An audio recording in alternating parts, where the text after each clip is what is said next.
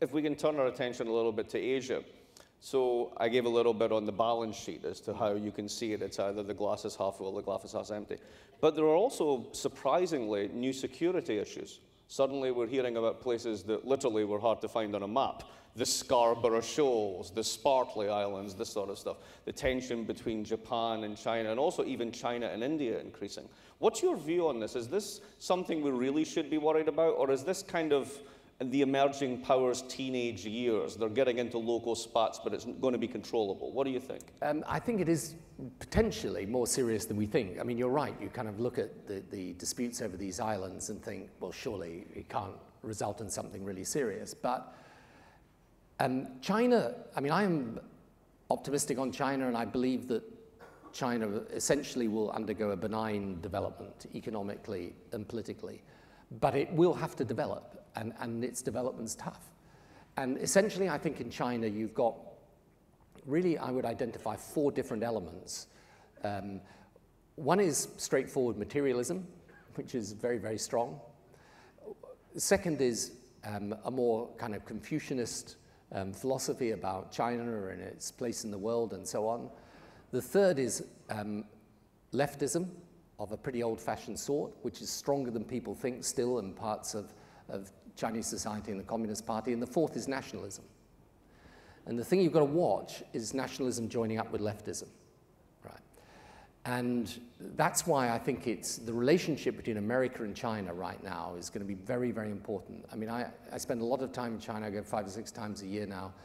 The new Chinese leadership is smart, it's well-intentioned, and it wants a decent, sensible relationship with America. But it's going to come under huge internal pressure. It's going to come under pressure economically, where they've got to lift still hundreds of millions of people out of poverty. It's going to come under pressure politically, and it's going to come under pressure from its people to match some political power and the exertion of political power alongside the economic power. So it's an interesting and fragile situation, this, I think. So I believe personally China will see its way through it. But these disputes are, at one level, you feel sure they should be resolved, but at another level, what they indicate is underneath the surface, there is a lot of churning and turmoil, and we need to watch it carefully. One of the things that you did when you took over the Labour Party was to modernize it and to shed off some of the old shibboleths and drag it kicking and screaming into the new era, which was very successful electorally and also helped to transform the British economy. So you don't like left versus right very much. You never have done. But there is a tendency, particularly in the United States, to see government versus business. And what you were alluding to there is that this can be a much more cooperative relationship. Why isn't it more cooperative? What do you think's behind it, not just in the US, but in many countries, that business and government should be more of a partnership, but actually fail to make that deal stick? It's a good question, because I mean, I personally, I never found any problem with sitting down and trying to work through things in the business community. And for me, changing the Labour Party to make it, you know, open to business and enterprise was very important. The fact of the matter is that, you know, you are never going to create jobs and get the economy moving by being against the people that are employing people and creating jobs. So it's, you know, it's just, for me, it's axiomatic. That doesn't mean to say you do whatever business wants. There are points where there can be a clash. But the trouble is there is an attitude in parts of government that see business basically as the enemy and profit basically as something that is prima facie dodgy. And unfortunately, you know, sometimes it's, particularly in terms of an economic difficulty and economic crisis, it's very easy for that to become good politics. You know, that's what I mean by saying the short-term politics, you know, pulls you in the opposite direction, right long-term policy. But you know, you take any of the issues today that we need to resolve, we need business on side. So I think it is an attitude, it is there, but I, again, personally think most normal people are smart enough to realize that government's got its role, but part of its role should be to enable business to prosper, not to hinder it.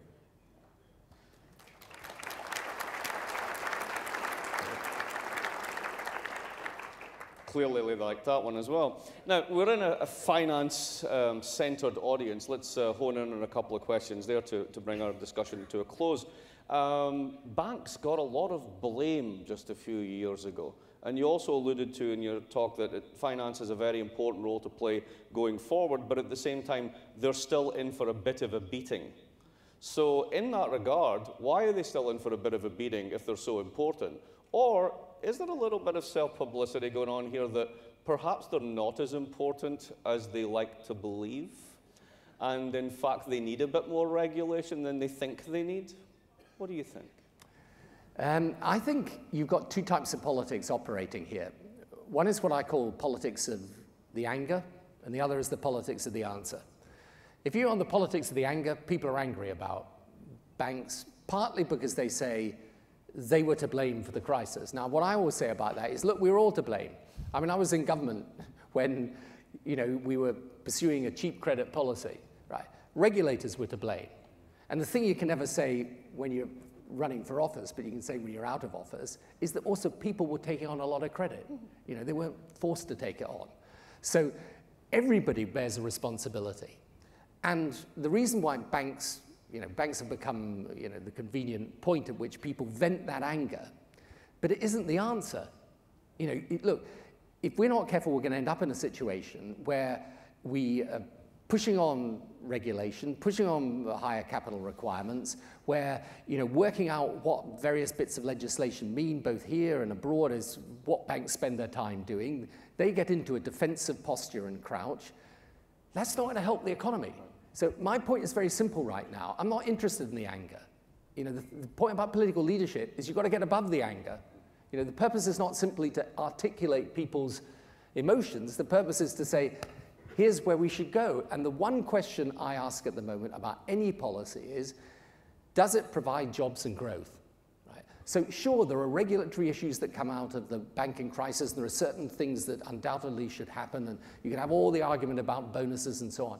But in the end, you want your financial sector to be out there, with some sense of, you want the people to be thinking, how are we innovating here? How are we lending more? How are we getting the right customers and the new relationships with business? So it's a crazy situation where your financial sector, that in a modern economy is its lifeblood, ends up in this position of, stasis. It's not sensible politics. So, what I feel about the present situation, I feel this very strongly actually, is that if we're not careful, we're going to adopt a series of policies that are going to lead to stagnation, when in fact, if we sat back and really took the right decisions for the long term, we could get growth and jobs. Prime Minister, thank you very much. Thanks, Blair.